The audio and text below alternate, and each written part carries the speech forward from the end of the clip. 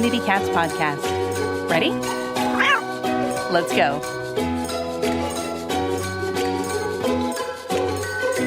Welcome to the Community Cats podcast. I am your host, Stacey LeBaron. I have been involved helping homeless cats for over 20 years with the Merrimack River Feline Rescue Society. The goal of this podcast is to expose you to amazing people who are improving the lives of cats. I hope these interviews will help you learn how you can turn your passion for cats into action. Today, we are speaking with Aimee St Arnaud. Aimee considers herself a dog person who has been converted to a cat person. She first learned about the need for programs to help cats while working at the Toledo Area Humane Society and started a monthly MASH clinic called Operation Felix. This eventually morphed into Humane Ohio Spay-Neuter Clinic, which performs 15,000 spay-neuters annually, of which 70% are cats, and operates a trap loan program, pet food bank, and trapper network for those caring for stray cats. Aimee is still a volunteer with Humane Ohio, but works full-time for Humane Alliance, a program of the ASPCA, and trains others wanting to open spay-neuter clinics. Humane Alliance also trains veterinarians and externs from around the world on spay-neuter techniques and shows them our local community cat program in case they are interested in starting one on their own, in their own community. Aimee is now owned by 2 cats, one of which helped her type this by helpfully sitting on the keyboard. So the total conversion is complete. Aimee, welcome to the show. Hello, thank you. So you have 2 very, very helpful cats, it sounds like. Yes, I actually had to give them treats to keep them away from the keyboard while we're talking. I want to thank you. I'm really honored to have you on the show. You and I, we've known each other very much virtually over the years. I think we've maybe crossed paths at a couple conferences, but I would say we have a pretty strong virtual relationship. I've followed your work out in Ohio. I would say around the time you probably started thinking about starting your spay-neuter clinic, but I just wanted to find out more details about how you actually decided to start Humane Ohio and maybe even the key reasoning behind starting a high-volume spay-neuter clinic.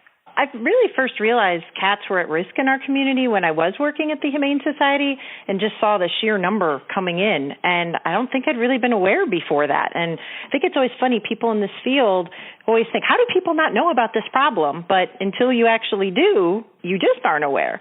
So I really didn't know anything about how bad the problem was, so I started reading everything I could, and I met Becky Robinson from Alley Cat Allies, and she actually took me under her wing, and I was lucky enough to shadow her at Alley Cat Allies for 2 weeks. She took me trapping on the Atlantic City Boardwalk, told me all about TNR, and you really haven't lived until you've been trapping with Becky. That's quite an experience. But at that point, I really realized I needed to do something, and I kept looking around waiting for someone else to, and I just saw it wasn't happening. There were a lot of rescue groups already, but there was nothing focusing on prevention. I'm a big believer in not reinventing the wheel. There's so many great resources out there. So I found these documents from Operation Catnip in Florida, and they have a great site with their materials all out there for anybody who wants to do a large MASH-style clinic. And I didn't have any money when I was starting this. So we really started putting together a once-a-month MASH spay-neuter program. We had volunteer vets from the community. We used donated and borrowed equipment from different vet clinics. And it was really very successful. We got a lot of support. We were able to do 3,500 surgeries over 3 years. But I just realized we were never going to get ahead of the numbers. We were going to get ahead of the cats reproducing if we didn't increase our spay-neuters. So that's really how Humane Ohio came about. And I found that Humane Alliance had this national spay-neuter response team where they trained clinics. We were the 6th clinic to go through their program. And now there's 152 clinics, and combined, all the clinics have done over 6 million surgeries, which is pretty amazing. No, it is. I mean, the Humane Alliance model is truly phenomenal, and it's great to know. I mean, 6 million surgeries, that's also quite impressive. So you started out doing these MASH-style clinics. Can you just let our listeners know specifically what a MASH-style clinic is versus a stationary clinic? So a MASH-style clinic is when you bring everything in with you to a location. So in our case, we used a vocational school auditorium, and we also used our local vet tech school. And we brought all of our equipment. So you bring your tables, your suture, your gloves, everything, and all your people. You go, you set up for the day, you do your spay-neuters, and then you leave at the end of the day and take all of your equipment. So we were storing it all in my garage, And, that's a great way to get started, but it can be pretty tiring after a while. And it's nice when you finally have a stationary clinic where everything can stay set up and do the surgeries. And then when you decided to start that stationary clinic, how did you handle doing fundraising, or how much money did you have to raise in order to be able to open up a clinic? Well, I would hear these stories of all these other people who had benefactors and who had big donors who were bringing, here's $50,000, here's $100,000. And I thought, where do I find these people? I don't know any of these type of people. All my people are poor animal people like me. All of our money goes to our dogs and cats. So we actually started on a real shoestring. So we raised $13,000 just amongst ourselves and doing some basic fundraisers, the usual, the rummage sale, all of the sorts of things. So we leased a building and we renovated it all ourselves and put $13,000 into it. And we were just using all borrowed equipment until we finally were able to start going and making some revenue. And then at that point, we were able to start qualifying to get some grants and other donations. And that's where PetSmart Charities clinic equipment grants come in really well. The ASPCA now also has clinic equipment grants. So those, for anybody starting now, they're so much luckier because there are these great grants out there that can pretty much get you all the equipment you need. If you were thinking about starting a clinic today in your community, are there certain things that you would want to look at with the community, like the population size of the community or the economic makeup of the community, in order to determine if a Humane Alliance style spay-neuter clinic is really the best model, or are they successful pretty much wherever you put them? We used to say that 250,000 was the population base that you wanted to have in order for this to be sustainable, because that's our goal, is to be sustainable through client fees. But now we're actually starting to work with communities that have a much smaller population base and are much more rural, and finding that even if they're doing 2,000 surgeries, they can still make a great impact and be sustainable. So on our website, humanealliance.org, we do have a spreadsheet that you can go through. It's an application, and it asks you different questions. It'll help walk you through if your community is right for a spay-neuter clinic. And we just look at things like, is there another one already in your area? Are they at capacity? What's the weight? What are the prices? And do you really think that this is something that you can do in your area? So we'll actually help you figure that out and see if it is the right fit for you. Do you have projections of how many more clinics you'd like to grow on an annual basis? We try to do anywhere between 8 to 15 a year is where we like to be. And we're in 38 states right now, and we would love to obviously see that be in all 50 states. I think there's a lot more room to grow. And I think a lot more people are starting to realize that they can do it, even if you're just one person starting it, and that it can be so powerful in helping your community. It's so important for communities to have access to affordable spay-neuter, particularly for community cats, because a lot of private practice veterinarians don't want to deal with feral cats, and there needs to be a resource for caretakers to go to. And one thing that seems to be happening along with the sort of spay-neuter side of things is also a wellness component. I believe Humane Alliance does have sort of a separate module or thoughts around bringing wellness into that spay-neuter clinic environment.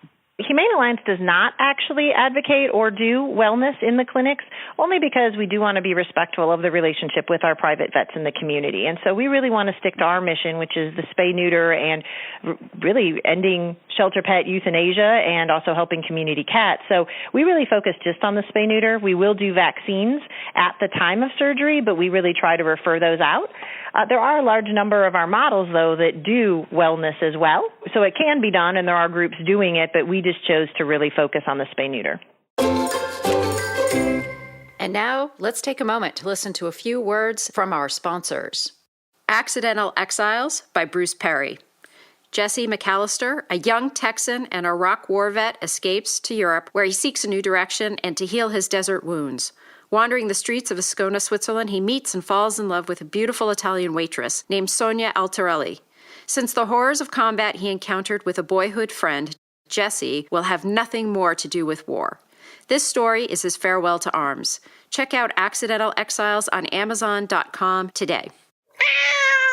Are you starting to think about that special holiday gift? Why not give the gift of a Community Cats Podcast branded t-shirt, coffee mug, bag, or other item? This is the perfect way to spread the word about helping community cats.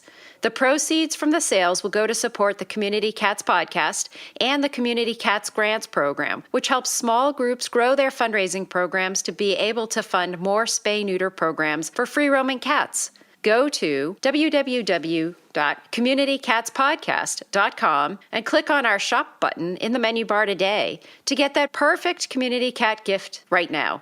Thank you, everybody, for supporting the show. Tell me a little bit about how veterinarians get trained in the Humane Alliance or high-volume, high-quality spay-neuter techniques. This is something I'm really excited about because we actually have, it's a 4-day program, and they can get continuing education credits by coming through. We work with fourth-year veterinary students and then also with current practicing veterinarians. And so we're going to train about 1,000 spay-neuter professionals coming through next year. And they can come through on their own for 4 days. We train in surgical techniques, but we've added a new section about community cats. So when they come in, they're getting experience seeing the cats in traps and working inducing them, how to handle them safely in the clinic. We show them the drug protocols we use. They learn to do an ear tip and just really learn about what trap neuter return is. And if they're interested in taking this back to do in their own practice and starting a program, whether it's a spay day or starting to accept community cats, we'll actually work with them to provide them advice and the tools and the resources they'll need. So that's very exciting for us that we're able to provide that. But we're also partnering with Neighborhood Cats, who's an organization out of New York City. They're providing scholarships for veterinarians who want to come and attend to help with the cost.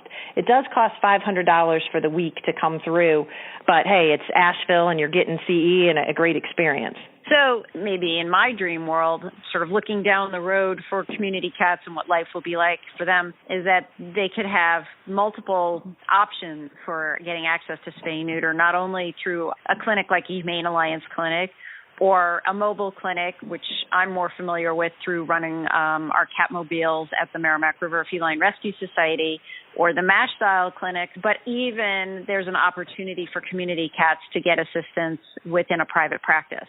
Exactly. And that's why this program is so valuable, because we are saying, hey, you can do this in your own practice, and we'll show you how. Because I think a lot of them are very concerned about having ferals come in with their clients, how they're going to handle them in the clinic with their staff for safety, where would they put them?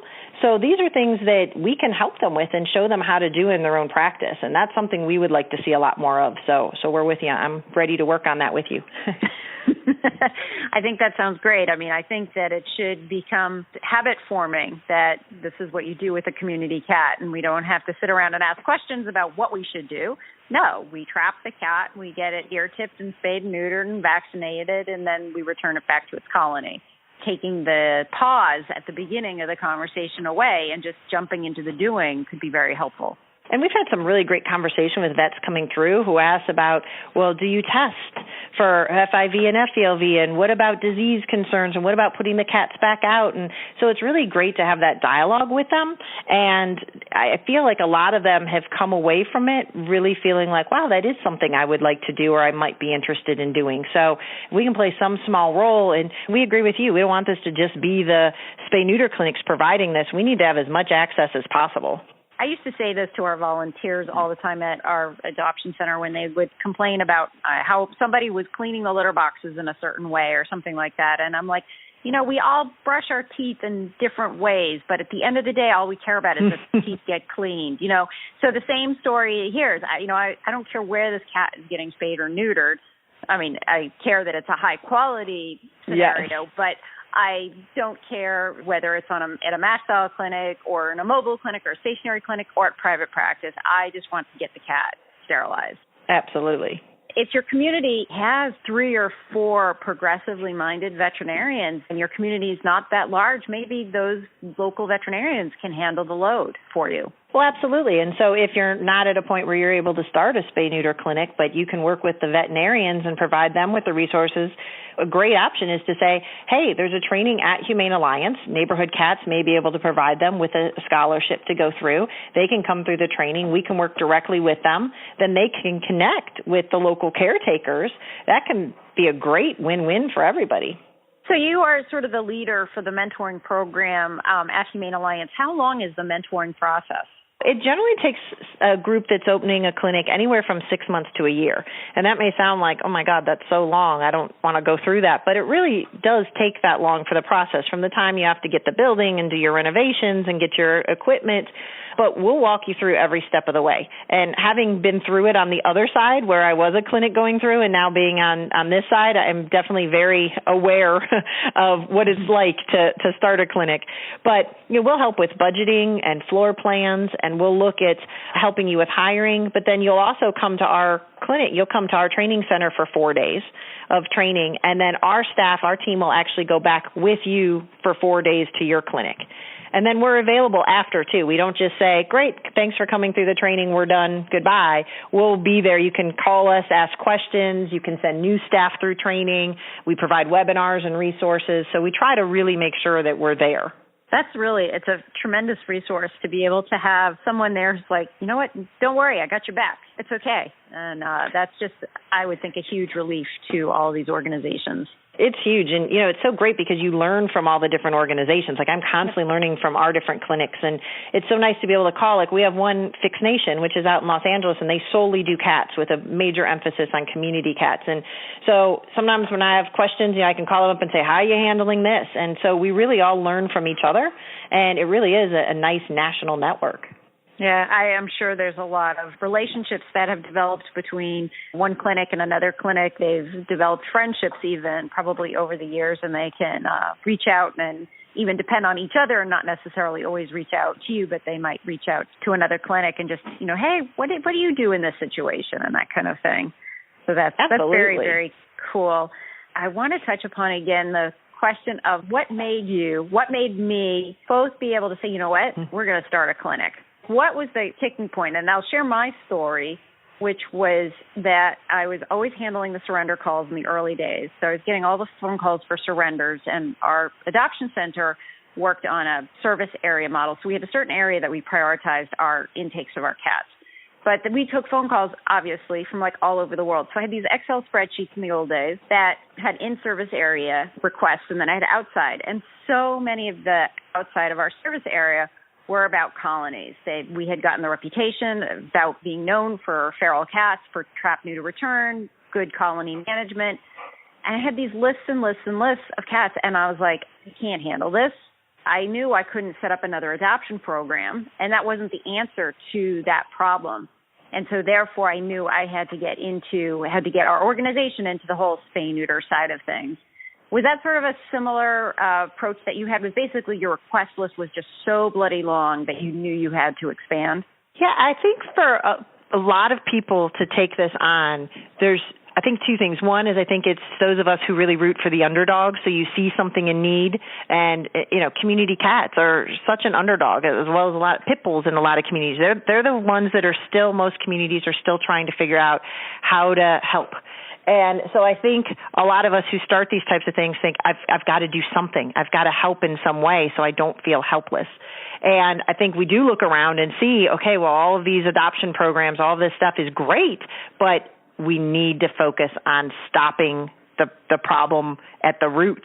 And I think that's why we focus on prevention. I think a lot of it is also just not knowing what you can't do. Right. I think, when you get into it, I always hear people when they get into it go, oh, this is so much hard work. I didn't realize. But yet at the end, they all say the same thing, that I wouldn't trade it for the world. I'm so glad I did it.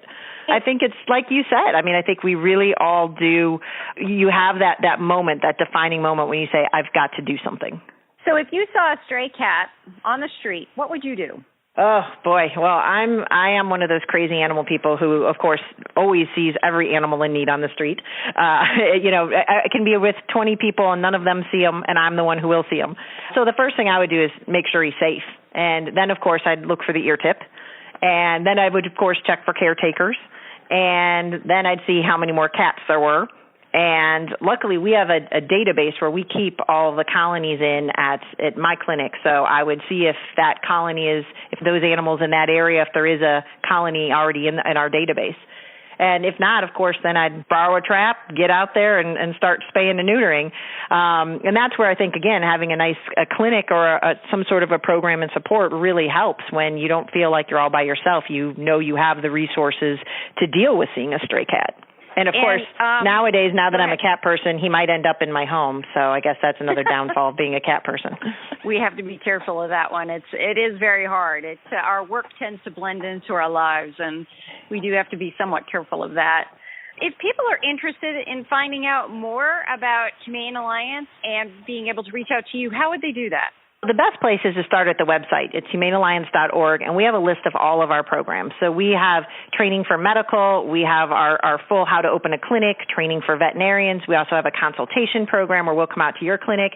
But we have a great e-learning section as well. So people can just go on and use the resources. It's all free. There's lots of great videos on there. We have post-op sheets for community cats, all sorts of resources for community cats on there. And you can also find my email on there and how to apply for all the programs. And is there anything else you'd like to share with our listeners today? Sometimes when people go to our site and they'll say, well, gosh, they're this national training center and doing all these surgeries, and that's great, but how am I ever going to get there? And I think it's just like you and me, each one of us just deciding whether it's trapping one cat, organizing one spay day, organizing one transport to a spay-neuter clinic, just taking that first step. I think you're amazed at how quickly that builds connections. And there are so many resources out there to help you now. People can call me. I'm happy to talk to you. I love to talk about cats. And I really like to spay it forward and help people get started like Becky Robinson did for me. I think it's really important that we keep building this network. Aimee, I wanted to thank you so much for agreeing to be a guest on the show, and I hope we'll have you on in the future. That sounds great. Thank you for listening to the Community Cats podcast. I would really appreciate it if you would go to iTunes and leave a review of the show. It will help spread the word to help more community cats.